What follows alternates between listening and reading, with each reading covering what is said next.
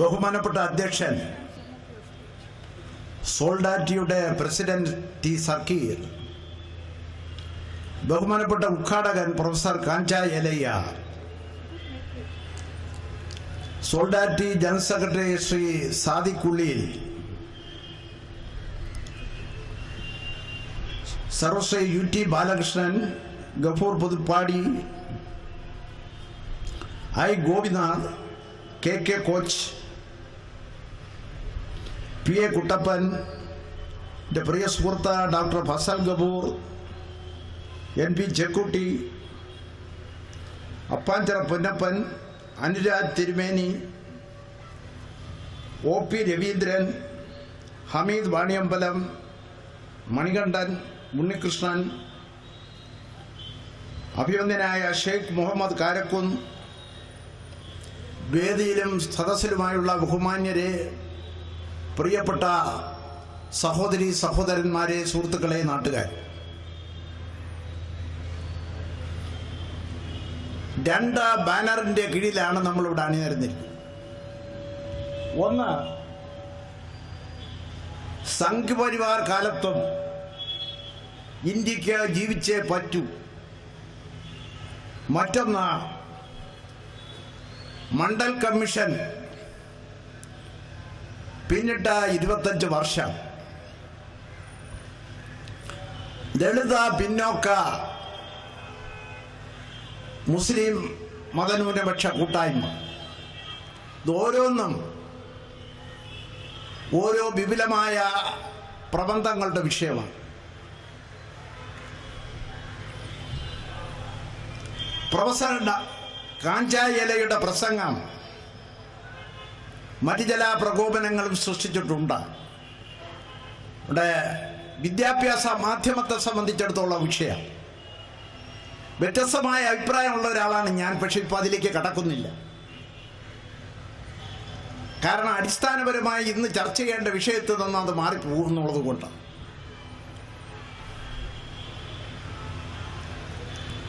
ആദ്യമായി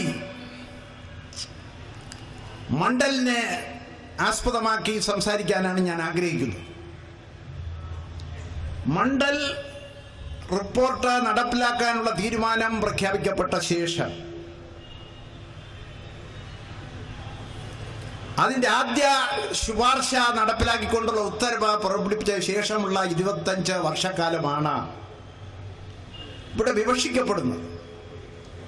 പക്ഷേ അതിനു മുമ്പുള്ള ഒരു 25 വർഷക്കാലം, അതിനു മുമ്പ് ദശാബ്ദങ്ങൾ ഈ രംഗത്ത് നടന്നിട്ടുള്ള പ്രവർത്തനങ്ങൾ, അതിൻ്റെ ചരിത്ര പശ്ചാത്തലം, അത് സംബന്ധിച്ചുള്ള അനുഭവങ്ങൾ പങ്കുവയ്ക്കാതെ നമ്മൾ ഈ സംവരണം എന്ന് പറയുന്ന വിഷയത്തെ നമ്മൾ നോക്കിക്കാണുന്നത് വളരെ ഹ്രസ്വദൃഷ്ടിയോടുകൂടിയായിരിക്കും എന്ന് പറയാൻ ഞാൻ ആഗ്രഹിക്കുകയാണ്. 1909-10 കാലയളവിൽ മിൻഡോ മോർലി പരിഷ്കാര നിർദ്ദേശങ്ങൾ ഉണ്ടായപ്പോൾ ആ നിർദ്ദേശങ്ങളുടെ ഭാഗമായി മുസ്ലിങ്ങൾക്ക് പ്രത്യേക നിയോജക മണ്ഡലങ്ങൾ സംവരണം ചെയ്യണമെന്ന നിർദ്ദേശം ഉണ്ടായപ്പോൾ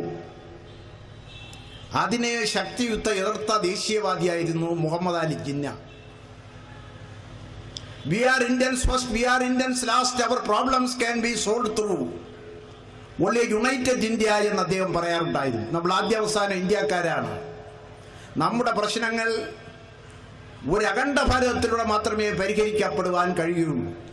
ആ മുഹമ്മദ് അലി ജിന്നയും ലീഗുമാണ് ഇന്ത്യ വിഭജനത്തിന് കാരണക്കാർ എന്ന് പ്രചരിപ്പിക്കാനാണ് ഈ കാലമത്രയും സംഘ് പരിവാർ ശക്തികൾ പരിശ്രമിച്ചിരുന്നു. അത് കുറേയധികം ആളുകൾ വിശ്വസിക്കുകയും ചെയ്തു. ആ പ്രചരണത്തെ മൗനം ഭജിച്ച് അംഗീകരിച്ചവരാണ് നമ്മുടെ കോൺഗ്രസ് നേതൃനിരയിൽ ഒരു വലിയ പങ്ക്. എല്ലാവരും ഒന്നും ഞാൻ പറയുന്നില്ല.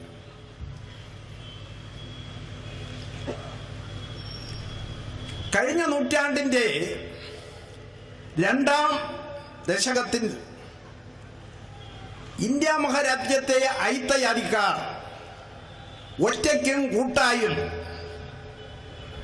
സംഘടിച്ച് അവരുടെ ആവശ്യങ്ങൾ ഉയർത്തുക പതിവായിരുന്നു. ആ ആവശ്യങ്ങൾ അംഗീകരിക്കാൻ ഉയർന്ന ജാതിക്കാർ തയ്യാറാകുന്നില്ലെങ്കിൽ തങ്ങൾ അവരുമായി നിസ്സഹരിക്കും എന്ന ഏതാണ്ട് 1919-20 കാലയളവിൽ അവര് പ്രഖ്യാപിക്കുകയുണ്ടായി. ഇന്ന് മഹാത്മാഗാന്ധി ദക്ഷിണാഫ്രിക്കയിലെ തൻ്റെ സംഭവവിപുലമായ പോരാട്ടങ്ങൾക്ക് ശേഷം ഇന്ത്യയിൽ മടങ്ങി വന്ന ദേശീയ സ്വാതന്ത്ര്യ സമര രംഗത്ത് നേതൃനിരയിലേക്ക് ഉയർന്നു വരുന്ന കാലഘട്ടം, നിസ്സഹകരണ സമരം പ്രഖ്യാപിക്കുന്ന കാലഘട്ടം. മഹാത്മാഗാന്ധി എന്ന യങ് ഇന്ത്യയിൽ എഴുതി, നിസ്സഹകരണം ഒരു നല്ല സമരായുധമാണ്. പക്ഷേ ഈ അന്ന് ഐത്തജാതിക്കാരെ, പട്ടികജാതിക്കാരെ മഹാത്മാഗാന്ധി വിളിക്കാറുണ്ടായിരുന്നത് പഞ്ചമർ എന്നാണ്. പഞ്ചമർക്ക് ആ നിസ്സഹകരണ സമരത്തിന് ആരെങ്ങനെ നേതൃത്വം നൽകുമെന്ന് ചോദിച്ചു. താൻ നേതൃത്വം നൽകുമെന്ന് അന്ന് മഹാത്മാഗാന്ധി പറഞ്ഞില്ല. മഹാത്മാഗാന്ധി ഈ ചോദ്യം ഉന്നയിച്ച കാലയളവിൽ തന്നെയാണ് സാഹു മഹാരാജ് 1902 തൻ്റെ നാട്ടുരാജ്യത്ത് കോലാപൂരിൽ ആദ്യമായി ഇന്ത്യയിൽ സംവരണം നടപ്പിലാക്കിക്കൊണ്ട് ഉത്തരവ് സാഹു മഹാരാജ് ഒരു ഐത്തജാതിക്കാരുടെ ഒരു വലിയ സമ്മേളനത്തിൽ വെച്ച് ഡോക്ടർ അംബേദ്കറെ അവതരിപ്പിച്ച്, ഇതാണ് നിങ്ങളുടെ ഭാവി നായകനും ഭാവി നേതാവും എന്ന് അവതരിപ്പിച്ചത്. മഹാത്മാഗാന്ധി അത് അറിഞ്ഞിരുന്നോ, അതറിഞ്ഞില്ലയോ? അറിഞ്ഞിരുന്നുവെങ്കിൽ അറിഞ്ഞില്ല എന്ന് അടിച്ചതാണോ എന്ന് എനിക്കറിയില്ല. ഏതായാലും പിന്നീട് മഹാത്മാഗാന്ധിയും ഡോക്ടർ അംബേദ്കറും തമ്മിൽ നമ്മുടെ ദേശീയ ജീവിതത്തിൻ്റെ വിവിധ തലങ്ങളിൽ മുഖാമുഖം ഒരുമിച്ച് ഏറ്റുമുട്ടുകയുണ്ടായി. രണ്ടാം വട്ടമേശ സമ്മേളനത്തിന് മുമ്പ് ബോംബെയിലെ മണിഭവനിൽ വെച്ച മഹാത്മാഗാന്ധിയും ഡോക്ടർ അംബേദ്കറും തമ്മിൽ നമ്മുടെ ജാതി വ്യവസ്ഥയുമായി ബന്ധപ്പെട്ട പ്രശ്നങ്ങളെക്കുറിച്ച്, ഐത്തജാതിക്കാരുടെ പ്രശ്നങ്ങളെക്കുറിച്ച് സുദീർഘമായ ചർച്ചകളിൽ ഏർപ്പെടുകയുണ്ടായി. അന്ന് ഡോക്ടർ അംബേദ്കർ ഉയർത്താറുണ്ടായിരുന്ന ചോദ്യം ഉണ്ടായിരുന്നു. ഇവിടെ ചാതുർവർണ്ണ ജാതി വ്യവസ്ഥയെക്കുറിച്ച് ഇവിടെ പരാമർശിക്കപ്പെട്ടുവല്ലോ. ചാതുർവർണ്ണ ജാതി വ്യവസ്ഥയിൽ സ്ഥാനമില്ലാത്ത ഐത്തജാതിക്കാർ എങ്ങനെ ഹിന്ദു സമൂഹത്തിന്റെ ഭാഗമായി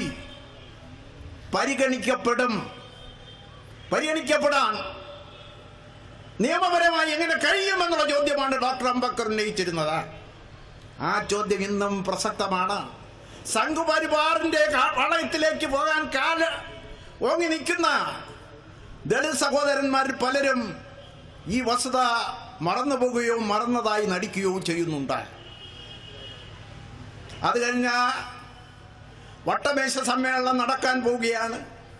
വട്ടമേശ സമ്മേളനത്തിന് മുമ്പ് മഹാത്മാഗാന്ധി മുഹമ്മദ് അലി ജിന്നയെ കണ്ട തന്റെ നിലപാടിന് അനുകൂലമായി വട്ടമേശ സമ്മേളനത്തിന് നിലപാട് സ്വീകരിക്കണമെന്ന് ആവശ്യപ്പെടുകയുണ്ടായി, അഭ്യർത്ഥിക്കുകയുണ്ടായി. പക്ഷേ മുഹമ്മദ് അലി ജിന്ന അതിന് തയ്യാറായില്ല. ആ സമ്മേളനത്തിൽ വെച്ച് ഡോക്ടർ അംബേദ്കറും മഹാത്മാഗാന്ധിയും വ്യത്യസ്തങ്ങളായ അഭിപ്രായങ്ങൾ ഉറച്ചു നിന്നതുകൊണ്ട് ഒരു തീരുമാനമെടുക്കാതെ പിരിഞ്ഞു. ഇക്കാര്യത്തിൽ തീരുമാനമെടുക്കാൻ ഒരു ആർബിട്രേറ്റായി ബ്രിട്ടീഷ് പ്രധാനമന്ത്രിയെ ചുമതലപ്പെടുത്തി. ആ ചുമതല അനുസരിച്ച് അദ്ദേഹം പ്രഖ്യാപിച്ചതാണ് കമ്മ്യൂണൽ അവാർഡ് എന്നറിയപ്പെടുന്ന ഐത്തജാതിക്കാർക്ക് പ്രത്യേക നിയോജകമണ്ഡലങ്ങളും പ്രത്യേക വോട്ടർ പട്ടിക ഏർപ്പെടുന്ന അവാർഡ്. അതിനെതിരെയാണ് മഹാത്മാഗാന്ധി മരണം വരെ ഉപവാസം പ്രഖ്യാപിച്ചത്. ഡോക്ടർ അംബേദ്കർ പറഞ്ഞു, മഹാത്മാഗാന്ധിയുടെ ജീവൻ വിലപ്പെട്ടതാണ്, അതുപോലെ വിലപ്പെട്ടതാണ് ഇന്ത്യയിലെ ഐത്തജാതിക്കാർക്ക് അവരുടെ അവകാശങ്ങളും എന്ന്. മാത്രമല്ല, ഐത്തജാതിക്കാരാണോ പിന്നോക്ക ജാതിക്കാരാണോ മുന്നോക്കക്കാരോ ആണോ എന്ന് വ്യത്യാസം കൂടാതെ മഹാത്മാഗാന്ധി എന്തിനാണ് ഉപവാസം നടത്തുന്നത്, മരണം വരെ ഉപവാസം നടത്തുന്നത് എന്ന് പോലും വേണ്ടത്ര മനസ്സിലാക്കാതെ ഇന്ത്യയിലാകമാനം ജനങ്ങൾ ഇളകി മറിഞ്ഞു. മഹാത്മാഗാന്ധിയുടെ ജീവൻ രക്ഷിക്കുക. ഡോക്ടർ അംബേദ്കർ ഒരു പ്രസ്താവന പുറപ്പെടുവിച്ചു. മഹാത്മാഗാന്ധി തന്റെ ജീവിതം മുഴുവനും ഇന്ത്യൻ സ്വാതന്ത്ര്യത്തിന് വേണ്ടി സമർപ്പിക്കപ്പെട്ടിരിക്കുന്ന ആളാണ്. പക്ഷേ ആ സ്വാതന്ത്ര്യത്തിന് വേണ്ടി മരണം വരെ ഒരു ഉപവാസം പ്രഖ്യാപിക്കാൻ അങ്ങ് ഇതുവരെ തയ്യാറായിട്ടില്ല. ഇടയ്ക്കിടയ്ക്ക് ഈ രാജ്യത്തുണ്ടാകുന്ന ഹിന്ദു മുസ്ലിം കലാപങ്ങൾ, സംഘടനകൾ, ലഹളകൾ അങ്ങയുടെ മനസ്സിനെ ഏറ്റവും വേദനിപ്പിക്കുന്നതാണ്. അതവസാനിപ്പിക്കാൻ വേണ്ടി അങ്ങ് ഇതുവരെ ഒരു മരണം വരെ ഉപവാസം പ്രഖ്യാപിച്ചിട്ടില്ല. പിന്നീട് അദ്ദേഹം പ്രഖ്യാപിക്കുകയുണ്ടായി 48-ൽ. ഈ ഐത്തജാതിക്കാർക്ക് പ്രത്യേക മണ്ഡലങ്ങളും പ്രത്യേക വോട്ടർ പട്ടികയും ലഭിക്കുന്നതിന് എതിരായി മാത്രം അങ്ങ് എന്തുകൊണ്ട് ഈ മരണം വരെ ഉപവാസം പ്രഖ്യാപിച്ചിരിക്കുന്നു എനിക്ക് മനസ്സിലാകുന്നില്ല. മഹാത്മാഗാന്ധിക്ക് മറുപടി ഉണ്ടായിരുന്നില്ല. മഹാത്മാഗാന്ധി മറുപടി പറയാതിരുന്നിട്ടും മഹാത്മാഗാന്ധിയുടെ ജീവൻ ബലപ്പെട്ടതാണ് എന്ന് ഡോക്ടർ അംബേദ്കർക്ക് അറിയാമായിരുന്നു, ഈ രാജ്യത്തിന്റെ സ്വാതന്ത്ര്യത്തിന് വേണ്ടി. അതുകൊണ്ട് ആരുടെയും പ്രത്യേക സമ്മർദ്ദമില്ലാതെ തന്നെ പൂനെയിലെ ഏർവാഡ ജയിലിലേക്ക് കടന്നു ചെന്ന മഹാത്മാഗാന്ധിയുമായി ഒരുമിച്ച് ചേർന്ന് ചർച്ച ചെയ്തുണ്ടാക്കിയ ധാരണയാണ് പൂന പാക്ട്, പൂന ഉടമ്പടി. ആ പൂന ഉടമ്പടിയിൽ താൻ ഒപ്പിട്ടത് ശരിയായില്ല എന്ന് തന്റെ ജീവിതത്തിന്റെ അവസാന നിമിഷം വരെ 1956 ഡിസംബർ 6 അദ്ദേഹം അന്തരിക്കുന്നത് വരെ അദ്ദേഹം പറയാറുണ്ടായി. എങ്കിലും ആ പൂന പാക്ടിന്റെ തുടർച്ചയായിട്ടാണ് നമ്മുടെ ഭരണഘടനയിൽ സംവരണം വന്നത്. പട്ടികജാതി പട്ടികവർഗങ്ങൾക്ക് അവരുടെ ജനസംഖ്യാനുപാതികമായി സംവരണം നൽകുന്നതോടൊപ്പം തന്നെ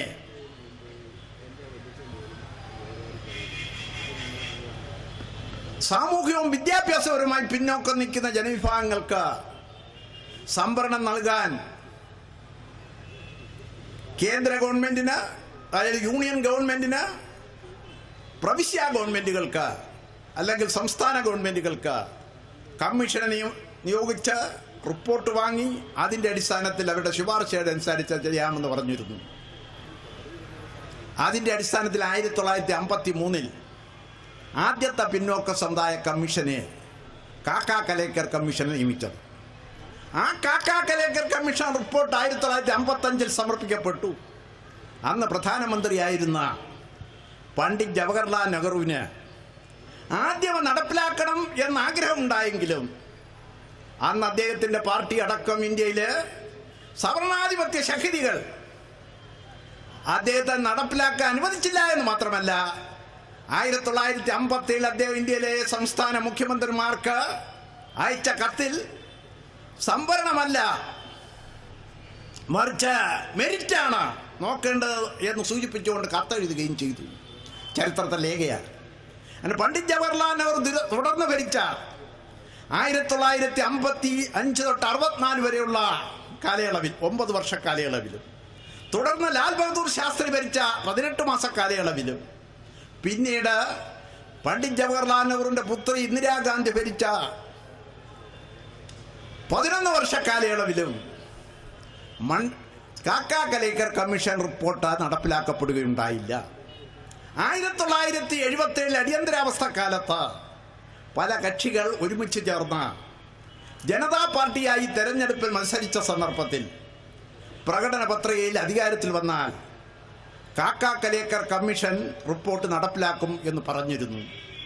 സോഷ്യലിസ്റ്റ് പാർട്ടിയിൽപ്പെട്ട 1-2 ആളുകൾ ചേർന്ന് എഴുതി തയ്യാറാക്കിയ പ്രകടന പത്രികയായിരുന്നത് കൊണ്ടാണ് അത് കടന്നുകൂടിയത്. മറ്റ് പലരും അത് ശ്രദ്ധിച്ചിരുന്നില്ല എന്നുള്ളതാണ് സത്യം. പക്ഷെ അധികാരത്തിൽ വന്ന മൊറാർജി ദേശായിയുടെ ഗവൺമെന്റ് പ്രകടന പത്രികയുടെ അടിസ്ഥാനത്തിൽ കാക്കാ കലേക്കർ കമ്മീഷൻ റിപ്പോർട്ട് നടപ്പിലാക്കാൻ നടപടി സ്വീകരിച്ചപ്പോൾ പല ആളുകളും അതിനെതിരായി അഭിപ്രായം പറഞ്ഞു തുടങ്ങി. ഇത് 55-ൽ സമർപ്പിക്കപ്പെട്ട റിപ്പോർട്ടാണ്. 22 വർഷക്കാലം കഴിഞ്ഞു. സാഹചര്യങ്ങളിൽ മാറ്റം വന്നു. ഈ റിപ്പോർട്ട് കാലഹരണപ്പെട്ടു പോയി. ഒരു തികഞ്ഞ ജനാധിപത്യവാദിയായ മൊറാർജി ദേശായി ആ അഭിപ്രായവും കൂടെ കണക്കിലെടുത്തുകൊണ്ടാണ് 1978-ൽ മണ്ഡൽ കമ്മീഷനെ നിയോഗിക്കുന്നത്. മണ്ഡൽ കമ്മീഷൻ വെറുതെ റിപ്പോർട്ട് എഴുതി തയ്യാറാക്കിയല്ല ചെയ്തതാണ്. ഫീൽഡ് സർവേകൾ നടത്തി, ചോദ്യാവലി തയ്യാറാക്കി, ഇന്ത്യയിലുടനീളം ചുറ്റി സഞ്ചരിച്ച അഭിപ്രായങ്ങൾ ആരാഞ്ഞു. സാമുദായിക സംവരണത്തിന് വേണ്ടി നിലകൊള്ളുന്നവർക്കും സാമ്പത്തിക സംവരണത്തിന് വേണ്ടി നിലകൊള്ളുന്നവർക്കും എല്ലാ ജാതി ശ്രേണിയിൽപ്പെട്ടവർക്കും അവരുടെ അഭിപ്രായങ്ങൾ പറയാനുള്ള അവസരം നൽകി. കേരളത്തിലും വന്നു. കേരളത്തിന്റെ വിവിധ ഭാഗങ്ങളിൽ സഞ്ചരിച്ച് തെളിവെടുത്തു. തിരുവനന്തപുരത്ത് സെക്രട്ടേറിയറ്റിൽ ദർബാർ ഹാളിൽ കേരള നിയമസഭയിലെ 140 അംഗങ്ങളെയും കത്തുകൊടുത്ത ഇതിനെക്കുറിച്ച് നിങ്ങൾക്ക് പറയാനുള്ള അഭിപ്രായങ്ങൾ പറയണം എന്ന് ക്ഷണിച്ചിരുന്നു. അന്നും സന്ദർഭവശാൽ കേരള നിയമസഭയിൽ ഒരംഗമായിരുന്നു ഞാൻ. പക്ഷേ കമ്മീഷന് മുമ്പിൽ 2 ആളുകളെ ഹാജരായുള്ളൂ. അന്ന് ജനതാ പാർട്ടിയെ പ്രതിനിധീകരിച്ച കോവളം നിയോജകമണ്ഡലത്തിൻ്റെ നിയമസഭാ സാമാജികനായിരുന്ന ഞാനും തൊട്ടടുത്ത നെയ്യാറ്റിൻകര നിയോജകമണ്ഡലത്തിൽ അന്നത്തെ NDP പ്രതിനിധീകരിച്ച NSSന്റെ രാഷ്ട്രീയ കക്ഷിയായിരുന്ന NDP പ്രതിനിധീകരിച്ച MLA ആയിരുന്ന R. സുന്ദരേശൻ നായർ. ഞങ്ങൾ തമ്മിലുള്ള വാഗ്വാദങ്ങളായിരുന്നു കമ്മീഷന്റെ മുമ്പിൽ നടന്നത്. സാമൂഹികവും വിദ്യാഭ്യാസപരമായ പിന്നോക്കാവസ്ഥ എന്ന് പറയുന്നത് സാമുദായികമായ പിന്നോക്കാവസ്ഥ എന്നും അതുകൊണ്ട് അതനുസരിച്ച അടിസ്ഥാനത്തിൽ സംവരണം നടന്നു ഞാൻ വാദിച്ചപ്പോൾ സാമ്പത്തികമായ പിന്നോക്കാവസ്ഥയുടെ അടിസ്ഥാനത്തിൽ സംവരണം നടന്നു സുന്ദരേശൻ നായരും വാദിച്ചു. അത് മണ്ഡൽ കമ്മീഷൻ റിപ്പോർട്ടിൽ പ്രത്യേകിച്ച് പരാമർശിച്ചിട്ടുണ്ട്. റിപ്പോർട്ട് തയ്യാറാക്കി അത് സമർപ്പിക്കപ്പെടാൻ പോവുകയായിരുന്നു. ഭരണമാറ്റമുണ്ടായി. ശ്രീമതി ഇന്ദിരാഗാന്ധി പ്രധാനമന്ത്രിയായിരുന്നു. ഡൽഹിയിലെ വിജ്ഞാൻ ഭവനിൽ വെച്ച മണ്ഡൽ കമ്മീഷന്റെ ചെയർമാനായിരുന്ന BP മണ്ഡലിൽ നിന്നും മണ്ഡൽ കമ്മീഷൻ റിപ്പോർട്ട് ഏറ്റുവാങ്ങി ശ്രീമതി ഇന്ദിരാഗാന്ധി നടത്തിയൊരു പ്രസംഗമുണ്ട്. അവർ പറഞ്ഞു, ഈ റിപ്പോർട്ട് നടപ്പിലാക്കുന്നതിന് മുമ്പ് സംവരണം സാമൂഹികവും വിദ്യാഭ്യാസപരമായ പിന്നോക്കാവസ്ഥയുടെ അടിസ്ഥാനത്തിൽ നടപ്പിലാക്കണമോ സാമ്പത്തികമായ പിന്നോക്കാവസ്ഥയുടെ അടിസ്ഥാനത്തിൽ നടപ്പിലാക്കണമോ എന്നൊരു ചോദ്യമുണ്ട്. അത് ചർച്ച ചെയ്ത് അതിൻ്റെ അടിസ്ഥാനത്തിൽ ഒരു തീരുമാനം കൈക്കൊണ്ടെങ്കിൽ മാത്രമേ ഈ റിപ്പോർട്ട് നടപ്പിലാക്കുന്നതിനെക്കുറിച്ച് ആലോചിക്കാൻ കഴിയൂ എന്ന്. അപ്പോൾ ഒരു കമ്മീഷൻ രാജ്യം മുഴുവനും സഞ്ചരിച്ച് ഈ വിഷയം തന്നെ ചർച്ചയ്ക്ക് വിധേയമാക്കി റിപ്പോർട്ട് സമർപ്പിച്ചതിന് ശേഷം ആ റിപ്പോർട്ട് നടപ്പിലാക്കുന്നതിനുള്ള നടപടി സ്വീകരിക്കുന്നതിന് പകരം റിപ്പോർട്ട് നടപ്പിലാക്കാതിരിക്കാനുള്ള കാരണം കണ്ടെത്താനാണ് അവർ ശ്രമിച്ചത്. ആ പ്രസംഗം പിറ്റേ ദിവസത്തെ മാതൃഭൂമി പത്രത്തിൽ റിപ്പോർട്ട് ചെയ്യപ്പെട്ടു വരികയുണ്ടായി. 10 വർഷക്കാലം നടപ്പിലാക്കിയില്ല. 1990 11 മാസക്കാലത്തെ ഭരണത്തിനിടയിൽ അന്ന് ദേശീയ മുന്നണി ഗവൺമെൻറ്, ജനതാദൾ നേതൃത്വം നൽകിയ ദേശീയ മുന്നണി ഗവൺമെൻറ്, BP സിംഗ് പ്രധാനമന്ത്രിയായിട്ടുള്ള ഗവൺമെൻറ് അത് നടപ്പിലാക്കാൻ ഉള്ള നടപടി സ്വീകരിച്ചു. എന്തുകൊണ്ടാണ് നടപടി സ്വീകരിക്കേണ്ടി വന്നു? ആ വിശദാംശങ്ങളിലേക്ക് സമയ ചുരുക്കം നിമിത്തം ഞാൻ പോകാൻ ഉദ്ദേശിക്കുന്നില്ല. ആ റിപ്പോർട്ട് നടപ്പിലാക്കിയതിനെതിരെ ഉള്ള സമരത്തെക്കുറിച്ച് നേരത്തെ ഇവിടെ പരാമർശിക്കുകയുണ്ടായി. 8ഉം പൊട്ടും തിരിയാത്ത വിദ്യാർത്ഥികളെ പിടിച്ചുകൊണ്ടൊന്ന് വളഞ്ഞു വെച്ച് ഓടിപ്പോകുന്നതിനുള്ള അവസരം പോലും നിഷേധിച്ചുകൊണ്ടാണ് അവിടെ ദേഹത്ത് പെട്രോളും മണ്ണെണ്ണയും ഡീസലും ഒക്കെ ഒഴിച്ച് അവരെ തീവച്ച് കൊന്നതിന് ശേഷം അതൊക്കെ ആത്മാഹുതികളായി കള്ളപ്രചരണം ചെയ്തു. പാർലമെന്റിൽ BJPയും കോൺഗ്രസും ഒരുമിച്ച് വോട്ട് ചെയ്ത് ആ ഗവൺമെന്റിനെ താഴെ ഇറക്കി. ആ റിപ്പോർട്ട് കോടതിയിൽ ചോദ്യം ചെയ്യപ്പെട്ടു. സുപ്രീം കോടതി അത് സംബന്ധിച്ച് പുറപ്പെടുവിച്ച വിധിന്യായത്തിൽ ഭരണഘടനയിൽ പറഞ്ഞിരിക്കുന്ന സാമൂഹികവും വിദ്യാഭ്യാസപരമായ പിന്നോക്കാവസ്ഥ എന്ന് പറയുന്നത് ഇന്ത്യൻ സാഹചര്യങ്ങളിൽ സാമുദായികമായ ജാതീയമായ കാരണങ്ങളാലാണ് ഉണ്ടായിട്ടുള്ളത്. അതുകൊണ്ട് ജാതീയമായ പിന്നോക്കാവസ്ഥയുടെ അടിസ്ഥാനത്തിലാണ് സംവരണം നൽകേണ്ടത്. ആ ജാതീയമായ പിന്നോക്കാവസ്ഥയുടെ അടിസ്ഥാനത്തിൽ സംവരണം ശുപാർശ ചെയ്തിട്ടുള്ള മണ്ഡൽ കമ്മീഷൻ റിപ്പോർട്ട് ഭരണഘടനാനുസൃതമാണ്. അതിൻ്റെ അടിസ്ഥാനത്തിൽ ഗവൺമെൻറ് പുറപ്പെടുവിച്ചുള്ള ഉത്തരവും ഭരണഘടനാനുസൃതമാണ് എന്ന് പറഞ്ഞ ആ സുപ്രീം കോടതി അവസാനം ഒരു എഴുതി ചേർത്തു, സംവരണ സമുദായങ്ങളിലെ ക്രിമി ലെയറിനെ ഒഴിവാക്കിക്കൊണ്ട് സംവരണം നടപ്പിലാക്കണം. ക്രിമി ലെയർ എന്ന ആശയം സുപ്രീം കോടതിക്ക് എവിടെ നിന്ന് കിട്ടിയെന്നറിയില്ല. സംവരണം സംബന്ധിച്ച കമ്മീഷൻ റിപ്പോർട്ടുകൾ ഉണ്ടായിട്ടുണ്ട്, കാക്കാകലക്കർ കമ്മീഷൻ റിപ്പോർട്ടുണ്ട്, അതുപോലെ തന്നെ മണ്ഡൽ കമ്മീഷൻ. ഇതിലൊരിടത്തും സംവരണ സമുദായങ്ങളെ ക്രിമി ലെയറിനെ കുറിച്ച് പറഞ്ഞിരുന്നില്ല. ഇതിൻ്റെ അർത്ഥം എന്താ? നേരത്തെ ഇവിടെ സൂചിപ്പിക്കപ്പെട്ടതുപോലെ ക്രിമി ലെയർ എന്ന് പറയുന്നത് സംവരണ വിഭാഗങ്ങളിലെ വോക്കൽ സെക്ഷൻസ് ആണ്. ആ വോക്കൽ സെക്ഷനെ ഒഴിവാക്കിക്കൊണ്ട് സംവരണം നടപ്പിലാക്കിയാൽ പിന്നെ സംവരണത്തിന് വേണ്ടി വാദിക്കാൻ ആളുണ്ടാകില്ല. അതാണ് ഈ രാജ്യം ഇന്ന് നേരിട്ടുകൊണ്ടിരിക്കുന്ന സംവരണ സമുദായങ്ങൾ, ദളിതുകൾ, പിന്നോക്ക വിഭാഗങ്ങൾ, മുസ്ലിം മതന്യൂനപക്ഷങ്ങളെ നേരിട്ടുകൊണ്ടിരിക്കുന്ന ഒരു പ്രധാന പ്രശ്നം. ഈ പ്രശ്നത്തെ നമ്മൾ കാണേണ്ടതായിട്ടുണ്ട്. അന്ന് ഉത്തരേന്ത്യയിൽ ആദ്യമായിട്ട് പലയിടത്തും പിന്നോക്ക സമുദായങ്ങൾക്ക് സംവരണം നടപ്പിലാക്കി എന്നുള്ളത് കൊണ്ട് ഈ ക്രിമി ലെയർ ഏർപ്പെടുന്നുള്ള അപകടം പലർക്കും മനസ്സിലായില്ല. യഥാർത്ഥത അത് പുനഃപരിശോധനയ്ക്ക് വിധേയമാക്കേണ്ടതായിരുന്നു. ഞാനന്ന് കേരള മന്ത്രിസഭയിൽ തന്നെ പറഞ്ഞു, രാഷ്ട്രപതിക്ക് ഒരു ഹർജി കൊടുത്തിട്ട് ഇത് പുനഃപരിശോധിക്കാൻ, സുപ്രീം കോടതി ഈ നിർദ്ദേശം പുനഃപരിശോധിക്കാൻ റിവ്യൂ പെറ്റീഷൻ നൽകി നമ്മൾ സമീപിക്കണം. കേരളത്തെ പിന്നോക്ക സംഘടനകളിൽ പലരോടും പറഞ്ഞു, ആരും തയ്യാറായില്ല. ഇതാണ് സ്ഥിതി. ഇതാണ് ഇപ്പോൾ ഇത് സംബന്ധിച്ച ഈ മണ്ഡലിന് ശേഷം പല രാഷ്ട്രീയ മാറ്റങ്ങളുണ്ടായി. പല സംസ്ഥാനങ്ങളിലും പിന്നോക്ക വിഭാഗങ്ങളിൽപ്പെട്ട മുഖ്യമന്ത്രിമാർ വന്നു, ദളിത് മുഖ്യമന്ത്രിമാർ വന്നു. പക്ഷേ എങ്കിലും ഇന്ന് ഈ രാജ്യം നേരിടുന്ന അപകടകരമായ പ്രതിസന്ധി, ഒരേ വർണ്ണവർഗ താല്പര്യങ്ങൾ പ്രതിനിധാനം ചെയ്യുന്ന രണ്ട് പ്രമുഖ രാഷ്ട്രീയ കക്ഷികൾ. ഫലത്തിൽ ഒരു കൂട്ടാർ തീവ്ര ഹിന്ദുത്വം പറയും, മറ്റൊരു സോഫ്റ്റ് ഹിന്ദുത്വം പറയും, മൃദു ഹിന്ദുത്വം പറയും. രണ്ടും തമ്മിലൊരു വ്യത്യാസമില്ല. ഒരേ വർണ്ണവർഗ താല്പര്യങ്ങൾ. മാത്രവുമല്ല, ഈ രണ്ട് കക്ഷികളും അമേരിക്കൻ സാമ്രാജ്യത്വത്തിൻ്റെ ഏജന്റന്മാരായിട്ടാണ് പ്രവർത്തിച്ചുകൊണ്ടിരിക്കുന്നത്. അതുകൊണ്ട് തന്നെ അതിന് ബദലായി ഒരു രാഷ്ട്രീയം ഇന്ത്യയിൽ പടുത്തുയർത്താൻ ദളിത്, പിന്നോക്ക, മുസ്ലിം മതന്യൂനപക്ഷ വിഭാഗങ്ങളും എല്ലാ സാമ്രാജ്യത്വ വിരുദ്ധ ശക്തികളും ദേശീയ തലത്തിൽ തന്നെ ഒരുമിക്കേണ്ട ഒരു കാലഘട്ടത്തിലാണ് നാം എത്തി നിൽക്കുന്നത്. ഇവിടെ സംഘപരിവാറിനെ കുറിച്ച്, RSSനെ കുറിച്ച് പറഞ്ഞു. കഴിഞ്ഞ ഒരു നൂറ്റാണ്ടിൽ കാലത്തിലധികമായി ദേശീയ വിരുദ്ധ പ്രവർത്തനങ്ങൾ നടത്തിക്കൊണ്ടിരിക്കുന്ന ഒരു സംഘടനയാണ്. അതൊരു സാംസ്കാരിക സംഘടന, ഒരു ഭീകര സംഘടനയാണ് RSS. 1909 പഞ്ചാബ് ഹിന്ദു മഹാസഭ മിന്റോ പ്രഭുവിന് എഴുതിയ ഒരു കത്തുണ്ട്. ആ കത്തിൽ അന്ന് ഈ രാജ്യത്ത് പടിപ്പടിയായി അലയടിച്ച് ഉയർന്നുകൊണ്ടിരിക്കുന്ന സ്വാതന്ത്ര്യ സമരത്തിന് അത് ഈ രാജ്യത്ത് അരാജകത്വത്തിലേക്ക് നയിക്കും. അതുകൊണ്ട് ഞങ്ങൾ അതിനെതിരാണ്. അതിനെ നേരിടാൻ നിങ്ങളുടെ എല്ലാ ശ്രമങ്ങൾക്കും ഞങ്ങളുടെ പിന്തുണയുണ്ട് എന്ന് പ്രഖ്യാപിക്കുകയുണ്ടായി.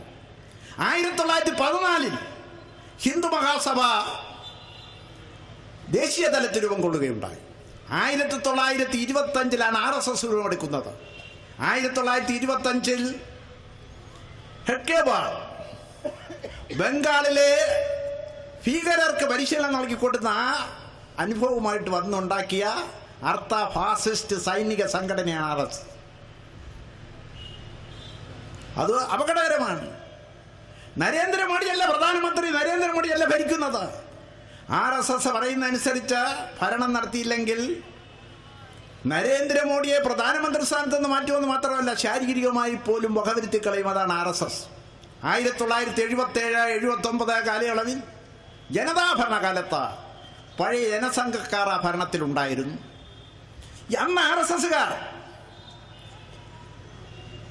RSS എന്നുള്ള പേരിൽ വർഗീയ കലാപങ്ങളിലും സംഘടനകളിലും പങ്കെടുക്കും. കേസ് വരുമ്പോൾ കേന്ദ്രത്തിലെ ജനതാ ഭരണം, സംസ്ഥാനങ്ങളിലെ ജനതാ ഭരണം അതിൻ്റെ സ്വാധീനം ഉപയോഗിച്ച് കേസിൽ നിന്ന് രക്ഷപ്പെടാൻ ശ്രമിക്കും. അന്ന് ഞങ്ങൾ പറഞ്ഞു, ചിലർ പറഞ്ഞു, ഇത് നടക്കില്ല, നിങ്ങൾ RSS ആണെങ്കിൽ RSS ആയി മാറി നിൽക്കും, ജനതാ പാർട്ടി ആണെങ്കിൽ ജനതാ പാർട്ടി ആണെങ്കിൽ രണ്ട് വെള്ളത്തിൽ കാലിയാവട്ടെ. അതാണ് അന്ന് ഉയർന്നു വന്ന ദ്വയാംഗത്വ പ്രശ്നം. ആ ദ്വയാംഗത്വ പ്രശ്നം ഉണ്ടായപ്പോൾ താൻ ഒരു RSSകാരൻ എന്ന് പറയുന്നതിൽ അഭിമാനം കൊള്ളുന്നു, സ്വയം സേവക് എന്ന് പറയുന്നതിൽ അഭിമാനം കൊള്ളുന്നു എന്ന് പറഞ്ഞ വെള്ള ഷർട്ടും കാക്കി നിക്കറും ഇട്ടുകൊണ്ട് ഡൽഹി തലസ്ഥാന നഗരിയിൽ കേന്ദ്രത്തിലെ വാർത്താ വിതരണ പ്രക്ഷേപണ വകുപ്പ് മന്ത്രിയായിരിക്കെ റൂട്ട് മാർച്ചിൽ പങ്കെടുത്ത ആളാണ് LK അദ്വാനി. ആ LK അദ്വാനി പാകിസ്ഥാനിൽ പോയപ്പോൾ ജിന്നയുമായി ബന്ധപ്പെട്ടൊരു ചടങ്ങിൽ ജിന്നയെ പറ്റി രണ്ട് നല്ല വാക്ക് പറഞ്ഞു. ദേശീയവാദിയായിരുന്നു, മതേതരവാദിയായിരുന്നു പറഞ്ഞു എന്നുള്ളത് കൊണ്ട് തിരിച്ചു വന്നപ്പോൾ BJPയുടെ അഖിലേന്ത്യാ അധ്യക്ഷ സ്ഥാനം നഷ്ടപ്പെട്ടു. അതുവരെ പ്രധാനമന്ത്രി സ്ഥാനാർത്ഥിയായിരുന്നു, ഇപ്പോൾ മൂലയിൽ ഒതുക്കപ്പെട്ടിരിക്കുകയാണ്. ഇത് നരേന്ദ്രമോദിക്ക് അറിയാം. അപ്പോൾ 1980 ഒരു സംഭവം നിങ്ങൾ ഓർപ്പിച്ചുകൊണ്ട് ഞാൻ എൻ്റെ വാക്കുകൾ അവസാനിപ്പിക്കാൻ ആഗ്രഹിക്കുകയാണ്. ശ്രീ HN ബഗുണ ജനത 1977 അടിയന്തരാവസ്ഥയ്ക്കും എതിരായി ഉള്ള പോരാട്ടത്തിൻ്റെ ഭാഗമായി കോൺഗ്രസ് വിട്ട് പുറത്തു വന്ന ശേഷം, കോൺഗ്രസ് ബാർ ഡെമോക്രസി ഉണ്ടാക്കി പ്രവർത്തിച്ച ശേഷം ജനതാ പാർട്ടിയുടെ ഭാഗമായി 79 ഞാൻ നേരത്തെ പറഞ്ഞ ദ്വയാംഗത്വ പ്രശ്നത്തിൻ്റെ പേരിൽ ജനതാ പാർട്ടി ഇന്ന് രാജിവെച്ച്, ഗവൺമെന്റ് രാജിവെച്ച് പുറത്തു വന്ന വീണ്ടും 31 പരിപാടിയുടെ അടിസ്ഥാനത്തിൽ ഇന്ദിരാഗാന്ധിയുമായി ഒരു പാർട്ടിയുമായി ചേർന്ന തെരഞ്ഞെടുപ്പ് മത്സരിച്ച 6 മാസം കഴിഞ്ഞപ്പോൾ വീണ്ടും അവർ പഴയ പോക്കിലാണ് പോകുന്നത് എന്ന് പറഞ്ഞ് രാജിവെച്ച അംഗത്വം രാജിവെച്ച സെക്രട്ടറി ജനറൽ സ്ഥാനം രാജിവെച്ച പാർലമെന്റ് അംഗത്വം രാജിവെച്ച പുറത്തു വന്ന ശേഷം ഇന്ത്യയിലെ ജനാധിപത്യ സോഷ്യലിസ്റ്റ് ശക്തികളെ ഏകോപിപ്പിക്കാനുള്ള പ്രവർത്തനങ്ങളുടെ ഭാഗമായി കേരളം സന്ദർശിച്ചപ്പോൾ തിരുവനന്തപുരത്ത് ഗവൺമെന്റ് ഗസ്റ്റ് ഹൗസിൽ വെച്ച അന്ന് ഈനാട് പത്രത്തിന്റെ പത്രാധിപരായിരുന്ന ജഗന്നാഥ് പണിക്കർ അദ്ദേഹത്തെ വന്നു കണ്ട് ദീർഘമായി സംസാരിച്ചപ്പോൾ ചോദിച്ചു, ഇപ്പോൾ തോന്നുന്നില്ലേ 79-ൽ ജനതാ പാർട്ടിയെ ഭിന്നിപ്പിച്ചത്, ജനതാ ഭരണം തകർക്കാനിടയാക്കിയത് ഒരു തെറ്റായിരുന്നു, അതിൽ പശ്ചാത്താപമില്ലേ? ഇന്ദിരാഗാന്ധി വീണ്ടും തിരിച്ചു വന്നുവല്ലോ. അപ്പോൾ അദ്ദേഹം പറഞ്ഞു, എനിക്ക് പശ്ചാത്താപമില്ല. Indira Gandhi is only an individual danger. Indira Gandhi ഒരു വ്യക്തിപരമായ ഒരു അപകടകാരി മാത്രമാണ്. ആ വ്യക്തി ഇല്ലാതാകുന്നതോടുകൂടി അപകടം അവസാനിക്കും. വേറെ RSS ഈസ് ആൻ ഇൻസ്റ്റിറ്റ്യൂഷണലൈസ്ഡ് ഡേഞ്ചർസ്. സ്ഥാപനവൽക്കരിക്കപ്പെട്ട അപകടമാണ് RSS. അടൽ ബിഹാരി വാജ്പേയി ഇല്ലെങ്കിലും, അദ്വാനി ഇല്ലെങ്കിലും, മുരളി മനോഹർ ജോഷി ഇല്ലെങ്കിലും ആ അപകടം തുടർന്നുകൊണ്ടേയിരിക്കും. അങ്ങനെ കഴിഞ്ഞ 1.5 നൂറ്റാണ്ടുകാലമായി തുടരുന്ന സംഘപരിവാർ ശക്തികളുടേതായ ഒരു അപകടം. ആ അപകടം ഇന്ന് കുറെ കൂടെ പ്രകടമായി വന്നിരിക്കുന്നു എന്നല്ലാതെ ഇന്ന് കേന്ദ്രത്തിൽ അവർ ഭരിക്കുന്നത് കൊണ്ട് മാത്രമല്ല അപകടം, നമ്മുടെ പൊതുജീവിതത്തിന്റെ, സാമൂഹ്യ ജീവിതത്തിന്റെ, സാംസ്കാരിക ജീവിതത്തിന്റെ എല്ലാ തലങ്ങളെയും ബാധിച്ചുകൊണ്ടിരിക്കുന്ന അപകടം നേരിടാൻ ദളിത്, പിന്നോക്ക, മതന്യൂനപക്ഷ വിഭാഗങ്ങൾ ഒരുമിച്ച് അണിനിരന്ന് മുമ്പോട്ട് പോകേണ്ടതായിട്ടുണ്ട്. എന്താ സംഭവിച്ചാലും വേണ്ടില്ല, തങ്ങളുടെ താല്പര്യങ്ങൾ സംരക്ഷിച്ചാൽ മാത്രം മതി. സവർണാധിപത്യ ശക്തികൾ കേരളത്തിലും ഒരുമിച്ച് കൂടിയിട്ടുണ്ട്. കഴിഞ്ഞ ആഴ്ച പെരുന്നയിലെ സംഭവം, അവിടെ നടന്ന പ്രസംഗം, അവിടെ വന്ന ആ പ്രതിനിധി സമ്മേളനം, കത്തിനാൾ ക്ലെയിംസ് ഉദ്ഘാടനം ചെയ്തത് ഇവിടെ ഉയർന്നു വരുന്ന ഒരു സവർണാധിപത്യ രാഷ്ട്രീയത്തിന്റെ സൂചനയാണ്, ചൂണ്ടുവലയാണ്. അതിനെക്കുറിച്ചും സോളിഡാരിറ്റി ആയാലും ദളിത്, പിന്നോക്ക, മുസ്ലിം മതന്യൂനപക്ഷ കൂട്ടായ്മയായാലും കരുതലോടുകൂടി കാണണം എന്ന് അഭ്യർത്ഥിച്ചുകൊണ്ടാണ് ഞാൻ എൻ്റെ വാക്കുകൾ ചുരുക്കുന്നു. ജയ് ഭാരത്.